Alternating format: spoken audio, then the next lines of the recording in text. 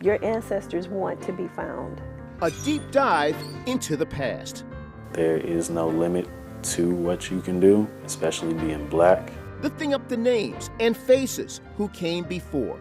There's a physical weight I feel when I walk into this space. Shining a spotlight on decades of issues and the work done to solve them. It's very, very much an acknowledgement that there is a problem. Sharing the stories of pain and triumph to celebrate St. Louis Black history. You have to realize that you're here because of the decisions that people made for hundreds of years. It's a month dedicated to honoring the history, the achievements, the cultural and societal contributions of African Americans. Thank you for joining me, everyone, for our Black History Month special. I'm Maurice Drummond. All month long, First Alert 4 has been highlighting that rich history all across our region. We start now with a sanctuary in Midtown. History doesn't always live in books. Sometimes it lives in the brick. Central Baptist Church is a city-designated landmark that was founded before the end of slavery, and it's still serving the community 180 years later. Tonight, our Justin Andrews shows us just how this prominent house of worship continues to carry the weight and the promise of its past.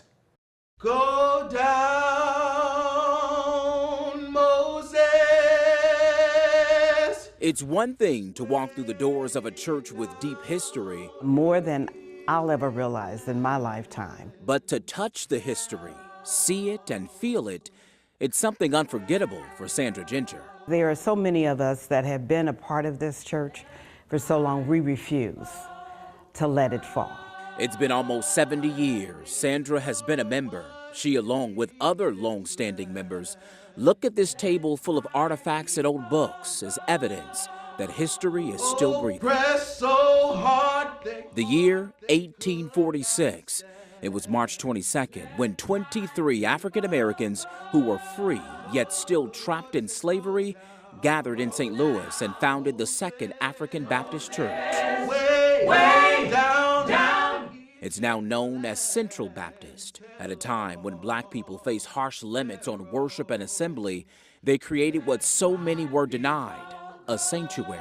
For nearly 2 centuries, Central has sat on Washington Avenue and T.E. Huntley at the doorstep of downtown. We are centrally located and centrally placed for this time and season. Pastor Anthony Riley is Central's 14th pastor. How does that make you feel when you walk around, you look at the chairs, you look at the pulpit, you look at the choir stand?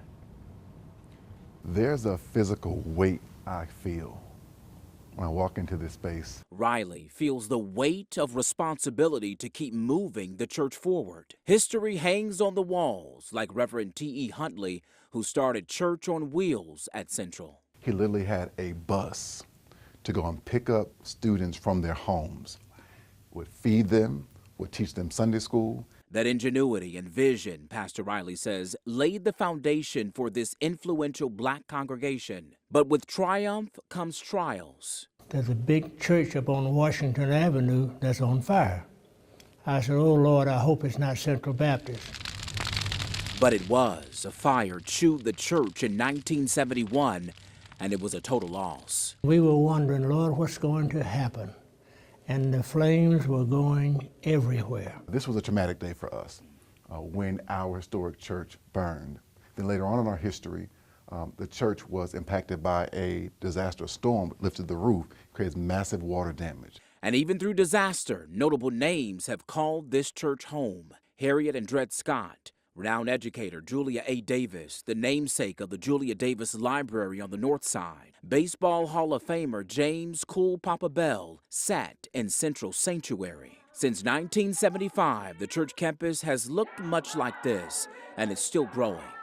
A family is filled with thousands of stories, but for African Americans, tracing genealogy can be a battle against our nation's history. Our Damon Arnold takes us through a personal journey in finding the past. As a journalist, I don't like focusing on me. I like telling other people's stories, and although this story is someone else's, and there's my great-great-grandmother. Haven't got to dig into her yet, but we will. It just so happens that it leads directly back to me. Black history is primarily focused on 1 month out of the year through notable figures, when in fact, it is every day.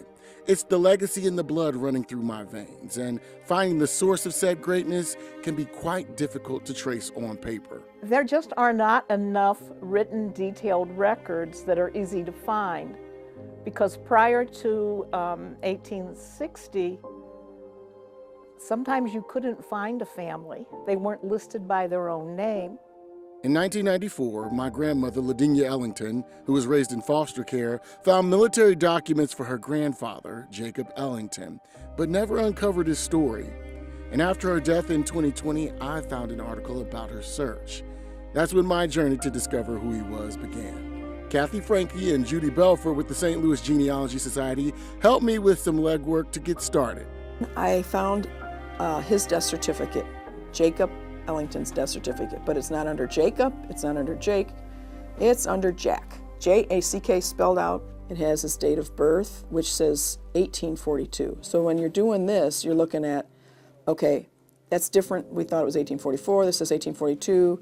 We want to reconcile that eventually. We look at who answered, who was the informant, and it was his son Moses. We did, however, find out where Jacob was born, Sheridan County, Missouri. I tapped Linda Sims next. She's the president of the St. Louis African American History and Genealogy Society. She would find a critical piece of information in his military records that would open the floodgates. What I also have for you is your second great-grandfather's U.S. color troop, because he was in the Civil War, and those are his records. On the last page of this record, it tells you, it answered the question of what he was. So the first word is he was enslaved. He was enslaved, he was a private, he worked on a farm, and that was what he was doing at the time of enrollment into the Civil War. It's such a tough thing to, I know, you assume it's something different when you hear it. And I think about what it costs to get me here. The fact that he survived the Civil War enabled you to be here today. And that's greatness. The next steps were to look up enslavers in the area.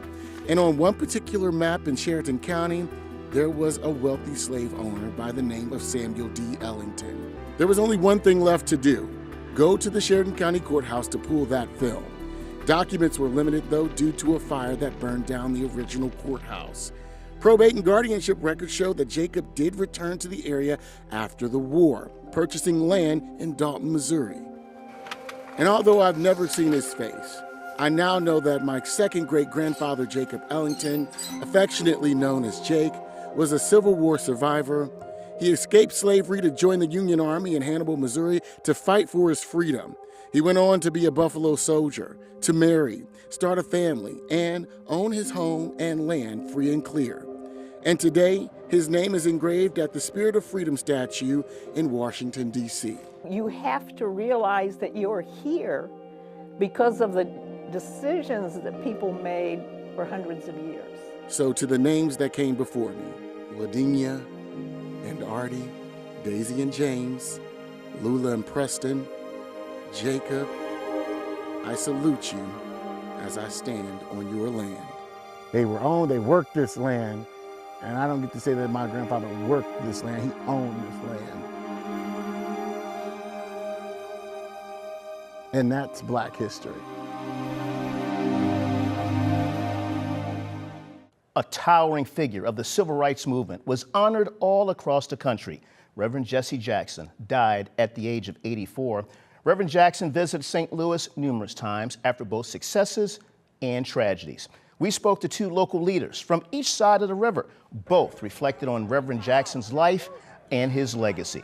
Franchella Jackson served as volunteer coordinator when Reverend Jackson came to East St. Louis, and John Bowman, president of the St. Louis County NAACP, says his connection with Reverend Jackson went beyond their love for activism. They were also fraternity brothers. Reverend Jackson was trained in the cardinal principles of an Omega man: scholarship, perseverance, and uplift. He instilled so much hope he didn't just say keep hope alive. He told me I was somebody. Both Jackson and Bowman say the true measure of Reverend Jackson's legacy isn't just the history that he made, but the hope that his legacy leaves behind.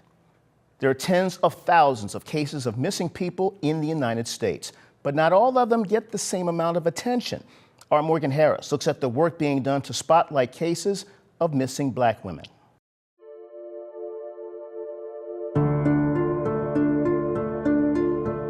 Nancy Guthrie, Natalie Holloway, Gabby Petito, Elizabeth Smart. All missing persons cases garnering national attention and capturing the hearts of people around the world. But what about 16-year-old Shamika Cozy? She was something else. She was a character. She also disappeared. She was quiet and she loved the kids. She always took care of the kids and the family. Yet her picture, name, nor case is known in households around the United States. In the 17 years since Shamika Cozy vanished from her cousin's home in Berkeley, her mother, Paula Hill, is still praying and hoping her daughter will be back in her arms one day. I will trust in the Lord. Cozy's mom says Berkeley police, the investigating agency, did not take Shamika's disappearance seriously. For them to say she was a runaway and she had never did it before, that hurt it. So that meant they didn't even take the time to look for her. First Alert 4 on scene throughout the years during countless search efforts organized by the Cozy family. At first I was so sad because I did not know what to do. I didn't know where to start. Like, what do you do when your child goes missing? Where do you start? Paula conducted her own makeshift investigation throughout the area. But what she's wanted since 2008 is effort from the authorities. They really just said to me in their own words, well, she probably gone with a man. She'll be back before school. The lack of regard for missing Black women and girls is embedded into society, according to St. Louis University criminology and criminal justice professor Kenya Broomfield Young. Unfortunately, Black and brown women, when we go missing, the idea is that we have engaged ourselves. It's a lifestyle issue. We're engaged in something nefarious, or with, a partner or things like that. Roughly a third of the over 533,000 missing people listed as abducted were Black, according to the National Crime Information Center. Despite U.S. Census data showing Black people only represent 14% of the population. If a woman is considered to be attractive by societal standards, that she's more likely to garner attention. In 2025, the state of Missouri created the Missing and Murdered African American Women and Girls Task Force. It aims to help reduce violence against Black women and girls and help shape new policies to search for them. So take every case serious, please, as if it's your family member. Because I know one thing, everybody take it serious when it's theirs. Since finding out that we were doing this story, the Berkeley Police Department has reopened the case on Shamika's disappearance. If you have any information, you are urged to call Berkeley Police.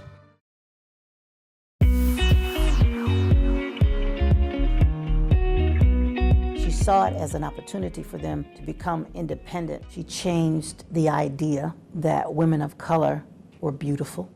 That's the legacy of one outstanding hairdresser from St. Louis. She was at the height of her power in the 1910s and 1920s, when most of us think of the world looking like this. Reporter Avery Martinez takes us through the life of one of the wealthiest and most successful and financially savvy Black women in American history. And her name was Annie Malone. She changed the economic paradigm for women of color. Even as a millionaire, the most important thing to Annie was her community. Her story is dynamic. Linda Nance has dedicated her life to keeping the memory of this incredible woman alive. It hurts me, and to be totally honest with you, it pisses me off that people don't know it.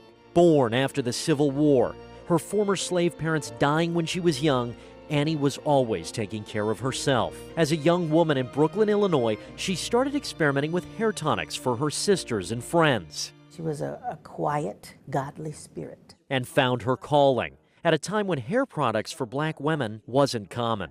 She was very, very interested in the uplift of African American people.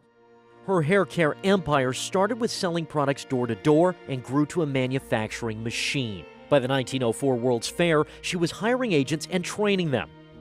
She saw it as an opportunity for them to become independent. And trademarking her personal brand, Pora. She changed the idea that women of color were beautiful. And her approach paid off handsomely. She paid the largest taxes. She owned the first Rolls Royce in the state of Missouri. To put it candidly, the girl wasn't clowning.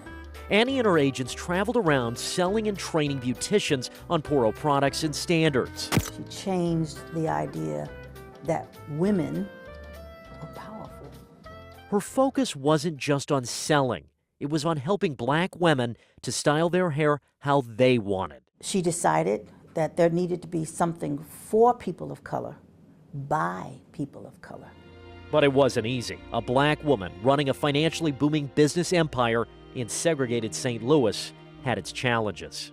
She would not yield to that, just as many other people of color don't yield to that. We weren't welcome in other places in St. Louis, eating establishments or in entertainment establishments. If St. Louis wouldn't help, Annie would.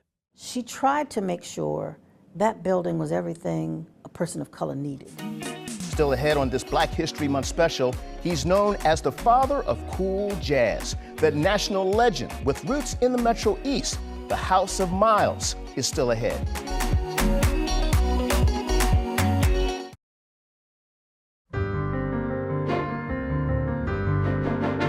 He was a visionary and a trailblazer and nicknamed the father of cool jazz. Miles Davis was an artist who bent sound, broke rules, and helped write America's story in music. But before the world even knew his name, and before the trumpet changed everything, his journey began in East St. Louis. And it's there where his childhood home still stands as a living symbol of history and hope for the future. As part of our Black History Month coverage, First Alert 4's Taylor Holt takes us inside the House of Miles. The notes are home. It's like a warm type of feeling, like it's like a spotlight feeling when you're playing trumpet. For Dorian Tucker, his horn represents more than just an instrument for music. It's been a language before he ever had the words. I definitely grew up as kind of like the weird kid and silent kid. But within these four walls, surrounded by the artifacts of his inspiration, it's a conversation bridging together the past and a promise to himself. For Dorian, being back in Miles Davis's childhood home in East St. Louis is a homecoming. It's definitely a beautiful spot. It felt weird at first. Because it was like, oh, I'm walking in somebody else's house that I don't even know. But after which, it did become to feel like home. Years after first walking through these doors as a student, he still credits Miles Davis as the reason he picked up the trumpet. It was definitely a beautiful thing to listen to. Born in Alton, Illinois, Miles Davis spent his formative years here at 1701 Kansas Avenue in East St. Louis. That's before becoming one of the most influential jazz musicians of the 20th century. He formed his first band here in the basement. Lauren Parks, the president and co-founder of House of Miles. The story goes his mom wanted him to play violin and piano. That's what she did. But he got that trumpet when he was a teenager. And so he loved the trumpet. Decades later, though, the home nearly lost until Parks and her friend Jess Pearson stepped in to preserve its history. East St. Louis is known to be the city of champions, and certainly Miles Davis qualifies for being an artistic champion. This safe haven offering tours to workshops to music and arts education, with a special focus on hands-on programming and mentorship. I'm overjoyed when I have the opportunity to see a student develop from nothing, from the beginning stages, and develop into something miraculous. And the House of Miles draws visitors from around the world, from Italy and France to supporters much closer to home. So many of the children are just diamonds in the raw, or diamonds in the rough, and to see them begin to shine and show their light, there's nothing like it. Music and art is universal. Whatever genre you listen to, it's a feel-good art form, music. Miles Davis used the trumpet to reinvent himself. Dorian is using it to define who he's becoming. There is no limit to what you can do, especially being black. Not a lot of musicians make it, but that shouldn't stop you from what you love to play and do. Taylor Holt, First Alert 4. As we close out Black History Month, we remember the Black pioneers, the change makers, and all of those who made St. Louis, St. Louis. Thank you for joining us. And as we highlight all of these contributors, you can find all these stories and many, many more right now on First Alert 4's news app and firstalert4.com.